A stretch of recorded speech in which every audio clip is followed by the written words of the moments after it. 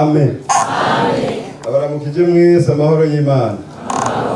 Hanyuma naje ndashimira Imana binteye iteka kama kano kanya ko kuba hagati muri mwebwe kugira ngo dushishikare gusangira ibi turiko turumva. Mwami Yesu abihererwe icubahiro. Hanyuma ni programme ntari nirigwanye ariko gusa n'ubuntu tugiriwe, sibyo none? N'ubuntu tugiriwe naje ndatoneshejwe nawe uratoneshejwe ni iteka rikomeye kuri Kristo Yesu, sibyo? None rero akazene mwakumvise bakavuze ariko hari iryo batavuze banyita mbona impaye tiene naje naje mbangaho Ngozi kimwene so bisangiye amarushanwa bwa Yesu abahezage. So bijambo ry'Imana muri Yeremiya nasome umurongo w'ijambo ry'Imana dusangira muri aka kanya Yesu aduhaye 35 Yeremiya umurongo plutôt igice ca 35 nsoma nomero z'urupapuro ni 867 kugira ngo bitworohere ko twatora twihuse tujane n'umwanya. Umutwe w'indanzo uravuga ngo Imana ikura icitegererezo kubarekabu. Yesu nakufasha. Reka mpere ku murongo wa 3. Nuko njana Yazaniya mwene Yeremiya wa Habaziniya n'abo bavukana n'abana biwe bose n'ab'inzu ya Rekabu bose mbinjiza mu ngoro y'Uhoraho mu cumba ca bene Anani wa Igidariya umuntu w'Imana gihereranye n'icumba c'abaganwa cari hejuru y'icumba cha Mayaseya mwene Shalumu umushibamyi wo ku muryango. Yesu nabifashe.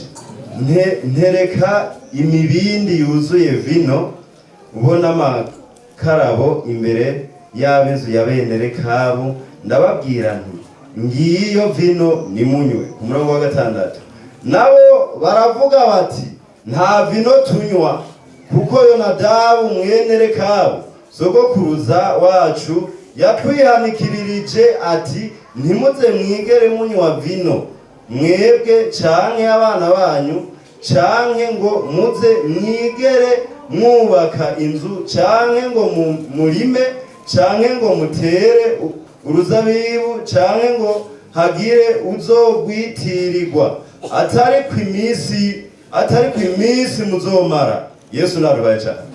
Atari kw'imisi muzomara yose muze muwe mu mahema kugira ngo mubone kuramba mu gihugu mubamwo. Yesu naruhana umugisha. Amen. Amajambo y'Imana umvise mu mutima tosangira mwaka kanya gatoya. Asa nkuko asomye amajambo atari make ariko mfise mu ijambo rimwe. Yesu narufaye cyane. Mwumvise n'amajambo y'Imana twereka uyu muryango wa bene Rekabu. Yesu nadufashe. Sinzi Bibiliya nitwereka igiti giruko cangana ariko iratubwira yuko bari abana bene Rekabu. Yesu nadufashe. Aba bahungu petetre habishobora ko harimo n'abigeme n'abahungu. Ibyo nitwiriwe tubirandira. Ariko icyo tubonamo cyoco nuko bari abana bamwene Rekabu. Yesu nadufaye cyane.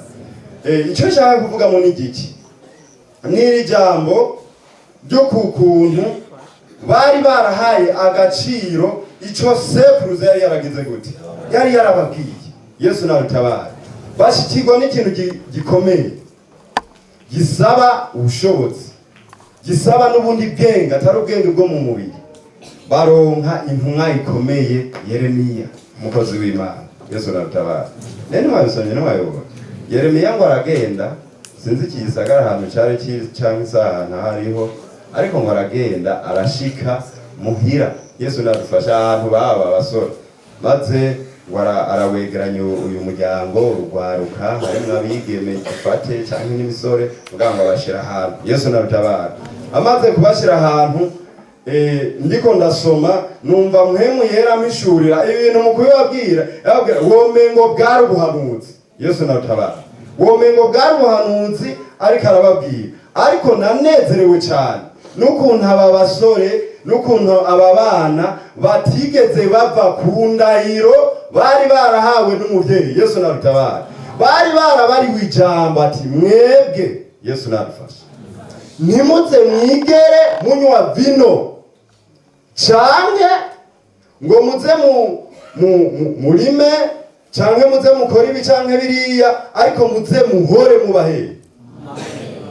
Yesu narutabara. Jambo rikomeye,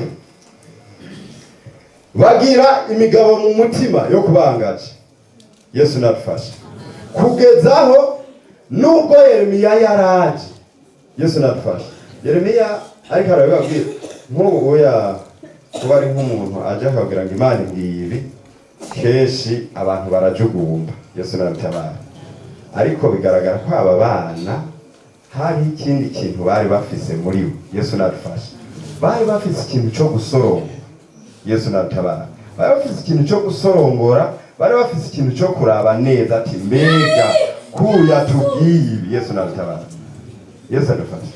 Kiko atubwiye n'umuvugisha nuko baza mukozi w'Imana umwe muri bano sinzi kaza ati we ntubona nayo kakana gatore.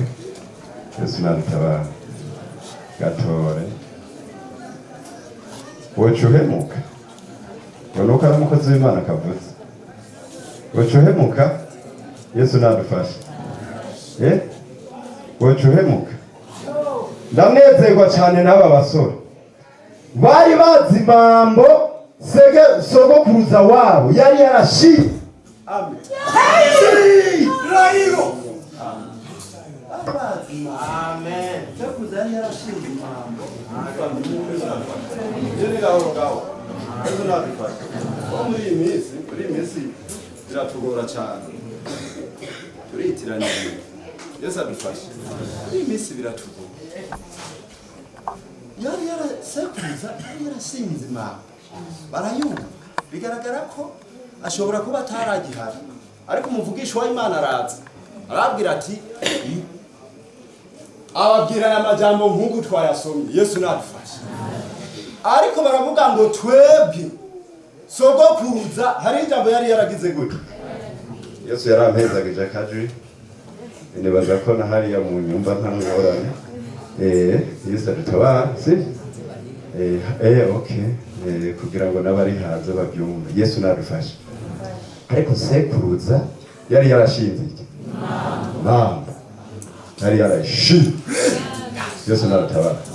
Yari yashinze iki? Yari yashinze mambo mu muryango. Arabwira ati ntimuze mugeze, muze muhere muba muwahemba, muze muhore mutanga ibintu rometesaido, muze mugume mutanga ibintu. Sibyo? Ariko umuvugishwa nubwo yaraje. Yesu narutabara.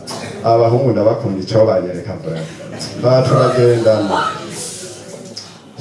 Haleluya. Icyo banyereka nambara bigeme, nambara abahungu. Ikinezera mu mutima nuko bari inamuye. Bari inamuye. Bari bafise ikintu mu mutima. Yesu narutabara. Abo ati twebwe sokuruza hari ijambo yatubwiye. Abaye ngo tuze duhore tubahe mahero tuzova. Yesu narutabara. Nico gituma muri iyi minsi harakwiriye abahizi. Yesu narutabara. Abasore bakwiriye kuba abahizi, kuko iyo utabaye umuhizi, iyo udafite ikintu mu mutima, iyo utagize ukwinamura mu mutima, Yesu narutabare, ejo zohura n'iki. Yesu narutabare. Zohura n'ikintu. Muracari ku ishuri. Yesu narutabara. Muracari ku ishuri. Mukwiye gusaba inkomezi z'umutima. Inkomezi. Yesu narutabara cyane. Muri misa hari ibintu byinshi. Uzobibona oya umeze nk'akagwa kari mu kabugeta ahantu quelque part. Yesu narufasha. Wabujya hajya muhuriraho n'ibintu bikeye, ariko byento hajya uzohasohoka ucuja kuri teri. Yesu narufasha. Nihataza umuvugisho hazoza ikindi. Yararutabare. nataza umuvugishwa natabara inkomezi zizoca zigira gute zigaragara. Namba hari ico sogokuruza yakubwiye, namba warinamuye mu mutima yo natabara no Yesu natwaye, namba warinamuye mu mutima bizogera gute zogaragara. Ariko hakwiriye inkomezi z'umutima, nko nizo zizokubashisha, nizo zizotubashisha. Ariko narahindahiro, twe twararahindahiro, sivyo none dufise imigabo mu mutima yuko tuzohora tubaheye, dutanga ibimazi, tusereza data. N'amajambo y'Imana numva muri uyu mugoroba twosangira yo kugira ati mwenida wari kwikurondera iki nkomezi, ko nizo zizokubashisha. Abahungu nambara abahungu nambara abakobwa, Imana ibahezagire cyane, bari bafise ikintu mu mutima cyatumye babwira umuvugishwa Yeremiya ati mukozi w'Imana, twebwe hari ikintu batubwiye, nubwo biruko nta vino tunywa, twebwe mbere nta n'amatongo dukeneye. Yesu nabaye cyane, twembere ntidukeneye nibi, oya Yesu nabaye cyane, twembere ntidukeneye nibi, nta n'umugozi tumanuka ngo oya twembere tuzibera hariya. Yesu nabaye cyane, Yesu adufashe. Ndiko ndamanuka tuje mu gikorane, numvise ngo umugoroba azobeshaho no kwizera kwiwe cya Yesu adufashe cyane. Bene dukwiye kubaka kwijambo, twari igihe bikomera, ariko umuntu nutawe ufise ijambo, nutawe ufise ikintu wiyumvira mu mutima ati data hari ikintu yambariye, bizogaragara. Mwami Yesu